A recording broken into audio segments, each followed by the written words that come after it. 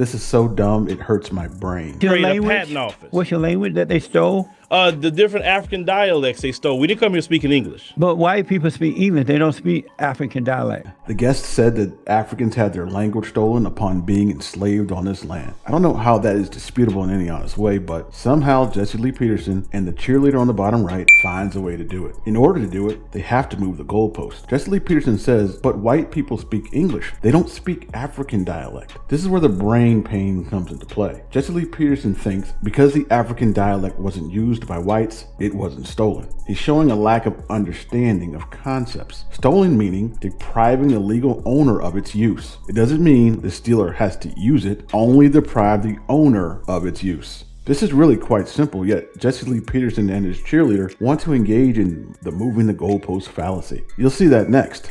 So, hate that mess. when we came off the ships, we didn't speak English, so you stole our language. What do you mean they stole it? They wouldn't allow you to speak it, and they'll beat the hell out of you or kill you. So you stole came it. off the ship speaking black stuff? What is black stuff? It's African languages. Yeah, you came Why don't off you the ship speak it speaking now? that.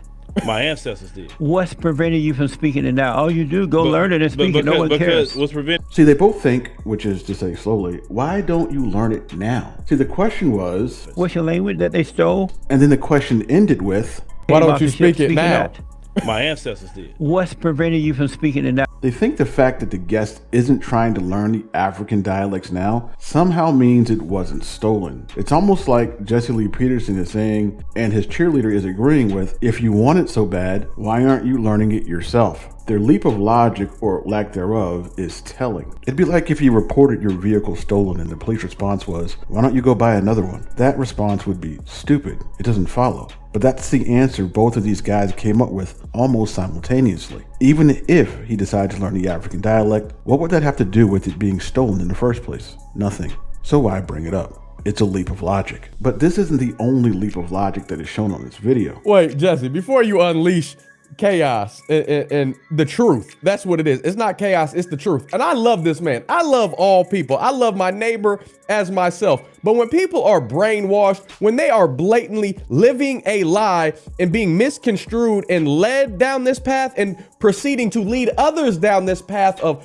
false narratives, you got to call it out. Like, I couldn't agree more. Yet he doesn't realize he's accurately describing what he's doing. no, the white man, it's not a singular thing. We all have sin of the past. We have all been slaves at one point or another in society. Now, I'm not talking about physically in bondage and chains being slaves, although that goes all throughout history. Black people sold black people. That's how this whole thing got rolling in the first place. I don't know why these supporters of the system of white supremacy continue to peddle this black sold blacks thing. Well, I do know why.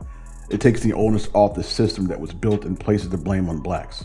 So I do know why. But when applying this logic, does the false equivalency fallacy come into your brain at all? If it doesn't, it should. I've said it before and I'll say it again. Black people didn't sell other black people to white people because they thought that the black people they were selling were a part of an inferior race. However, white people allowed the blacks to be sold in this country because they believed they were an inferior race.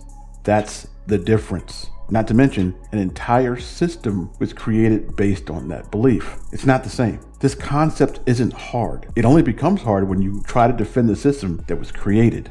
In his attempt to discredit the legacy of white supremacy in this country, he says this. This is just crazy. Just thinking that the next man or woman owes you something based on something that was out of their control and your control to begin with is complete ludicrous. It's complete ridiculousness, and they need to stop living in this lie. Now, I presume the cheerleader is a believer in one of the Abrahamic religions. Judging by a shirt and American flag, I would say Christian. In Christianity, one of the core tenets is the idea of original sin. That original sin is believed to have happened when Adam disobeyed God in the garden. Any and everyone, except one of course, as the belief goes, born through a woman is said to inherit that original sin. According to the belief, the people born from a woman after the disobedience, save for one, while they didn't disobey directly and had no say in whether or not Adam disobeyed, still are born into this sin. That's the belief. Again, I presume this is his religion. With that being said, let's hear him again try to discredit the legacy of white supremacy, but while he's doing that, juxtapose that attempt to discredit with his presumed religious belief. This is just crazy. Just thinking that the next man or woman owes you something based on something that was out of their control and your control to begin with is complete ludicrous. It's complete ridiculousness, and they need to stop living in this lie. Interesting. He believes that concept with religion, but thinks it's complete ludicrous, his words, when applying a similar concept to centuries of systemic racism. This is the mental gymnastics one must go through to deny the system. Add the fallacy of special pleading to the other fallacies he's engaged in.